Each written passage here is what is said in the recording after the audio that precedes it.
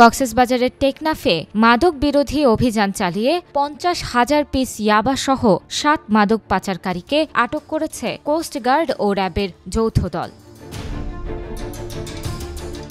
আটককৃত পাচারকারীরা হলেন মোহাম্মদ ফারুক, ওমর ফারুক, আরাফাতুল্লাহ, মোহাম্মদ আনিস, ফয়েজুল্লাহ, মোহাম্মদ রফিক এবং আসাদুল্লাহ। তারা সবাই টেকনাফের রোহিঙ্গা ক্যাম্পের বাসিন্দা।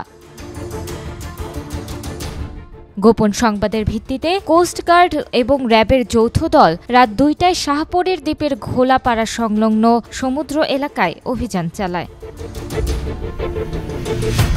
অভিযানের সময় পালানোর চেষ্টা করা একটি সন্দেহজনক কাঠের ট্রলারকে 1 ঘণ্টা ধাওয়া করে আটক করা হয়। পরবর্তীতে ট্রলারটি তল্লাশি করে জালের ভিতর বিশেষভাবে লুকানো 50,000 পিস ইয়াবা এবং 7 মাদক পাচারকারীকে আটক করা হয়। কোস্টগার্ড কর্মকর্তারা জানিয়েছেন, মাদক পাচার রোধে ভবিষ্যতেও এই ধরনের অভিযান অব্যাহত থাকবে।